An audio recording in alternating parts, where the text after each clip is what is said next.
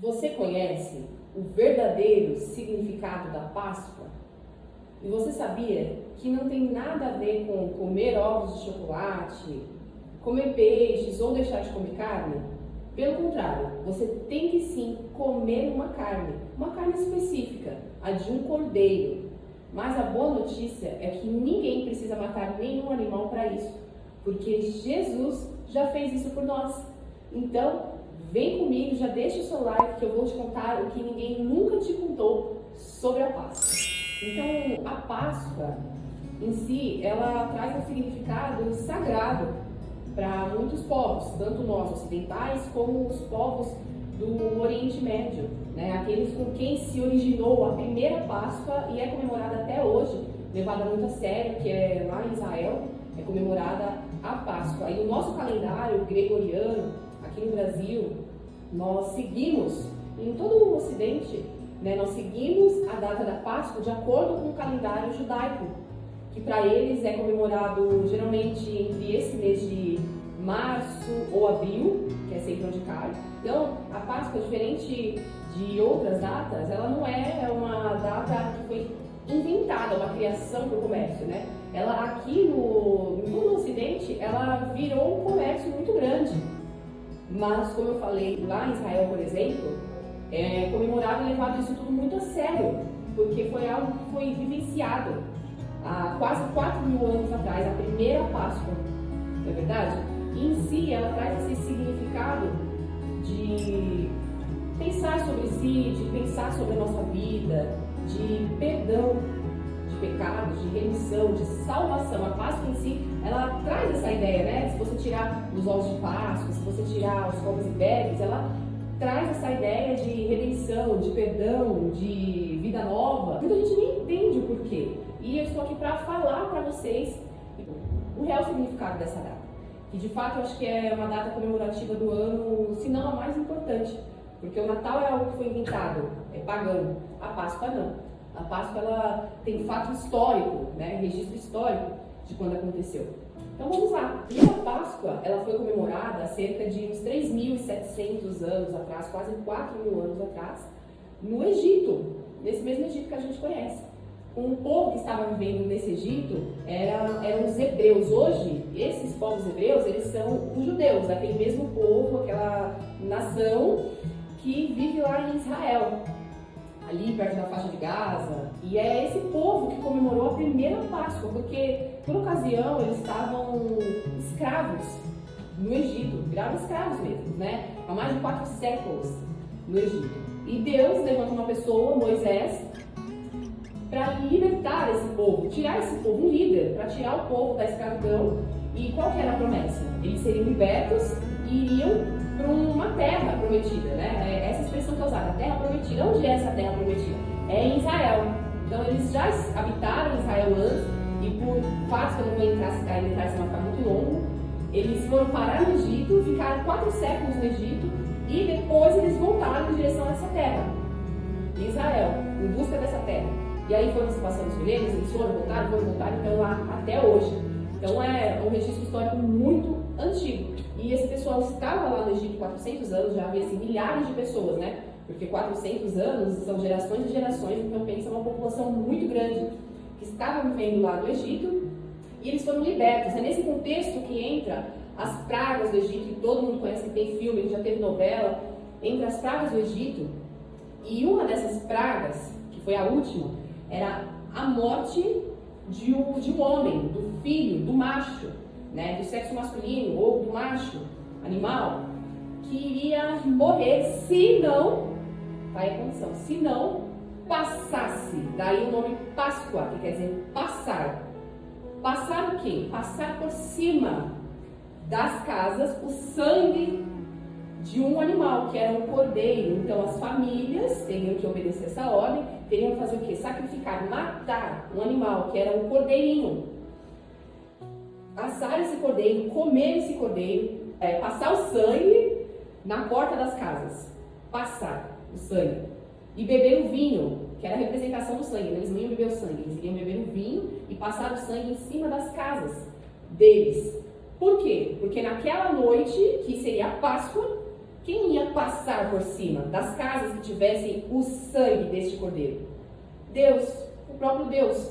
Ou em outras representações linguísticas, o anjo do Senhor fala que iria passar por cima dessas casas que estavam marcadas com este sangue. Esse cordeiro ele tinha uma série de restrições, ele não poderia ter defeito nenhum, ele não poderia ser coxo, ser manco, nada disso, tinha que ser perfeito, né? Sem pecados.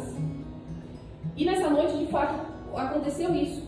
O anjo do Senhor passou, ou o próprio Deus passou por cima, daí esse nome Páscoa, que quer dizer passar no hebraico. É uma palavra hebraica, Páscoa. E o anjo do Senhor passou por cima, e as casas que estavam marcadas com esse sangue do cordeiro foram salvas, não morreram, né? Foram redimidas. Deus salvou, Deus guardou, o anjo livrou as casas que tinham a proteção do sangue deste animal. E quem não tinha, morreu de fato. E aí depois aconteceu o que muitos sabem, eles saíram, passaram pelo mar e foram libertos do Egito em direção a essa terra. Então, eles comemoram esse feriado como um feriado sagrado, né? Pois bem, essa é a Páscoa tradicional dos judeus.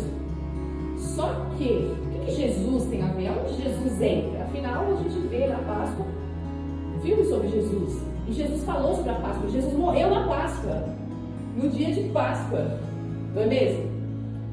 E ele fala sobre ele, em sua biografia, falaram a respeito dele. Ele se próprio afirmou tantas vezes, sem Deus. É uma loucura isso, né? Mas de fato é.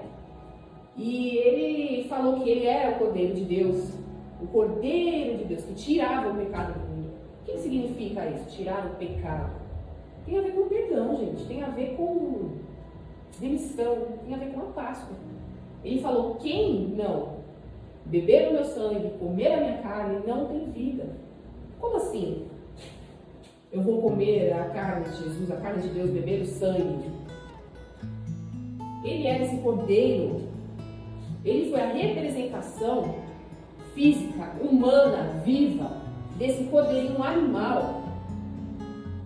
Lá atrás.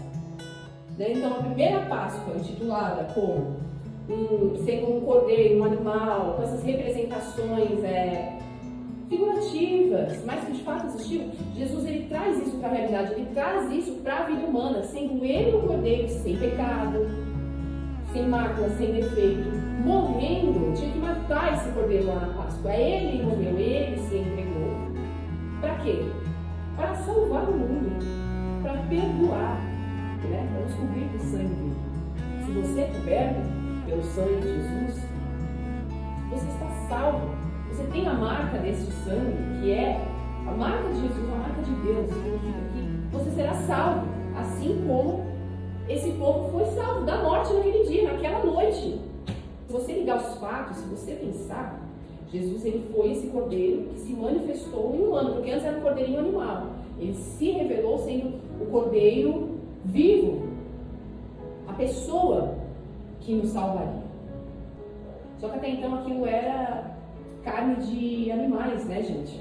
Era uma libertação ali momentânea. Jesus, ele traz isso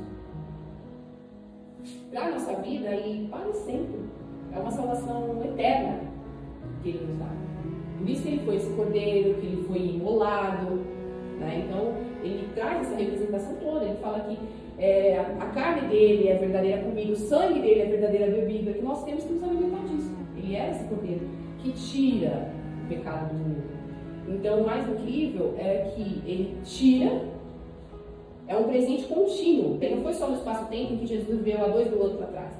É contínuo, ele tira o pecado do mundo. Então, ele salva ali o tempo todo, vida por vida. E quem poderia nos salvar? Só uma vida, alguém totalmente santo, totalmente puro, perfeito, imaculado, que poderia nos cobrir, que poderia nos representar. Este Cordeiro, Jesus Cristo, no espaço-tempo, né? Ele se mostrou sendo um Cordeiro, ele se revelou ao mundo, ele não teve medo de falar que ele era Deus.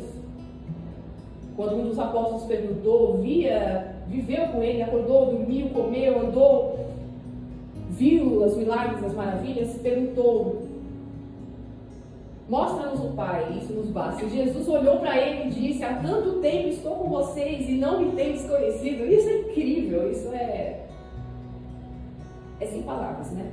Então, esse é o real significado da Páscoa. Então, vamos buscar o conhecimento, porque ele é a melhor coisa que nós podemos ter. Ele sim traz a libertação.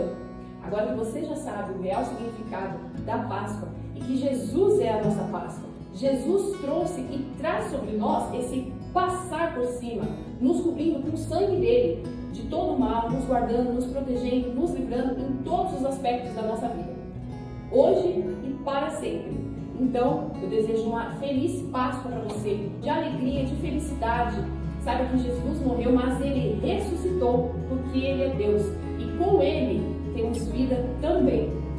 Um beijo grande no seu coração. Anuncie aos outros também essa libertação e esse conhecimento que você recebeu hoje.